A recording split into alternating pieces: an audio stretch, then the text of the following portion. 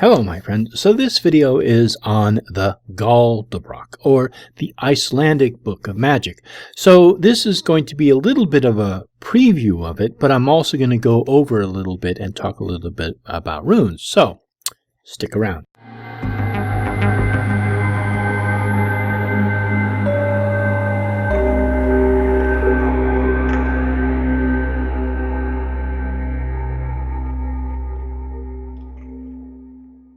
The Galdrabok, or the Icelandic Book of Magic, is an Icelandic grimoire that is dated to about 1600, between 1550 and 1680. It is a small manuscript containing a collection of 47 spells and sigils, or staves. The grimoire was compiled by 4 different people, possibly starting in the late 16th century and going on until the mid-17th century. The first 3 scribes were Icelanders, and the 4th was a Dane working from Icelandic material. The various spells consist of Latin and runic material, as well as Icelandic magical staves, invocations to Christian entities, demons, and the Norse gods, as well as instructions for the use of herbs and magical items. Some of the spells are protective, intending against such problems as trouble with childbearing, headache, insomnia, previous incantations, pestilence, suffering, and distress at sea. Others are intended to cause fear, kill animals, find thieves, cause sleep, my personal favorite, cause flatulence, or bewitch women. In 1682, the book was acquired by the Danish philologist J.G. Parfenvelt and was later acquired by the Swedes sometime between 1689 and 1694 for their great collection of Gothic monuments and manuscripts. Eventually, it found its way into the Academy of Sciences, which is at the State Historical Museum in Stockholm, where it is now.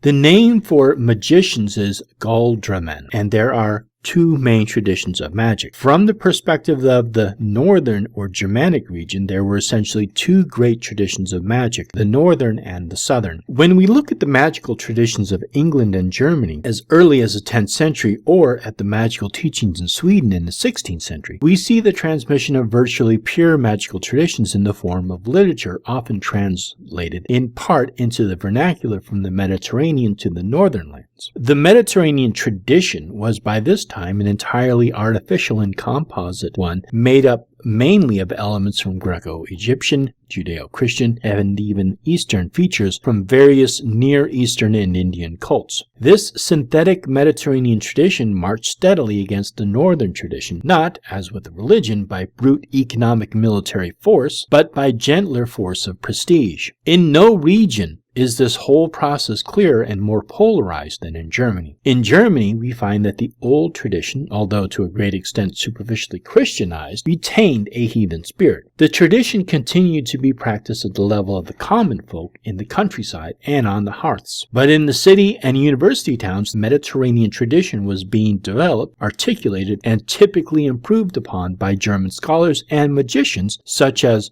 George Faustus, Albertus Magnus, Paracelsus, and Cornelius Agrippa. The influence of the 2 traditions was mutual. An examination of the German Hermetic magicians will show a high level of interest in and use of the local folk traditions. In turn, the folk traditions were saturated with non-Germanic liturgies and entities that have largely replaced the pagan ones. The historic periods of importance is the heathen period from 870 to about 1000. By the year 1000, Ireland, England, Norway, and Denmark had officially become Christian. Many still practiced the old ways. From around 1100, they entered an age of peace. About 1200, they entered a time of intellectual learning. The Saga Edda poetry were written down in between 1120 and 1400, following the Viking Age of about 800 to 1100.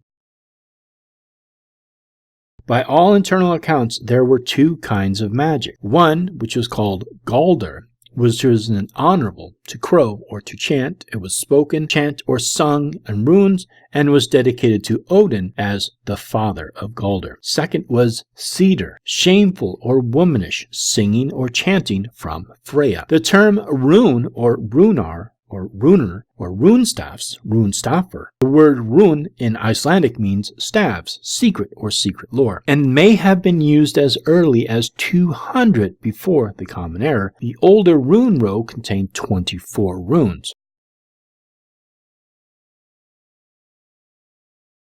The older rune row in the Viking Age was reduced to 16 runes.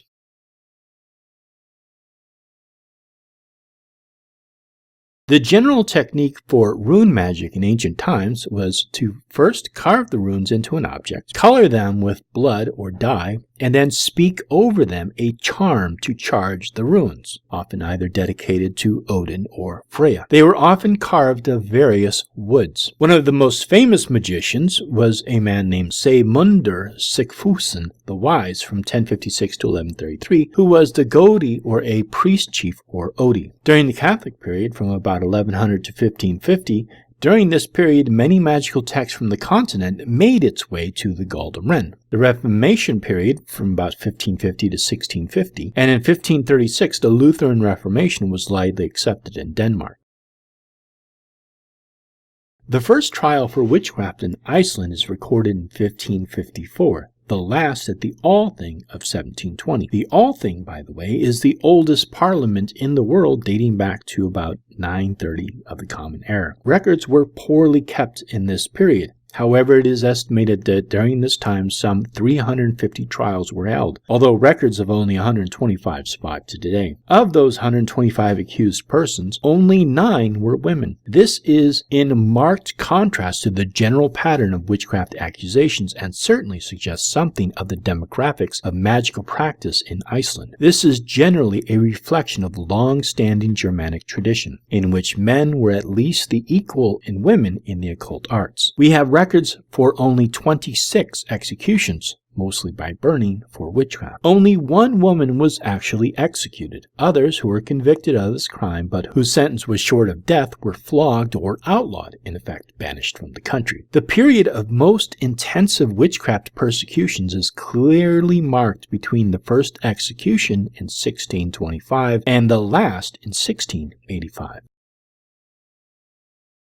The most famous and sinister of all these books was Red Leather, which was said to have been compiled by the most evil of all magicians, Bishop Gottskálk Niclason, the Cruel, Bishop of Holar, from 1597 to 1520. Another famous magical book of semi-legend was Grey Leather. There were perhaps at one time 2 books by this name, one at Holar and one at Skálholt, both originally compiled from the same source. The description of this book is interesting in that the text is supposed to have consisted of 2 parts. The first part, written in normal letters, i.e. the Roman alphabet, and containing information on lesser magical arts and palmistry. The second part of Grey Leather was said to be written in coded runes designed to conceal their actual meanings. These were considered to be black magical spells. The remaining Galdrabok itself relies heavily on runic sigils and chants. Many of the spells fall into 2 categories. Those based on a prayer format, petitioning gods, and another type which comes from the will of the magician, including some medieval magic, lucky and unlucky days. So if you've ever been interested in heathen magic or runes, I highly suggest this book. Links will be below to the PDF and also on Amazon.com. Thank you so much, and blessed be.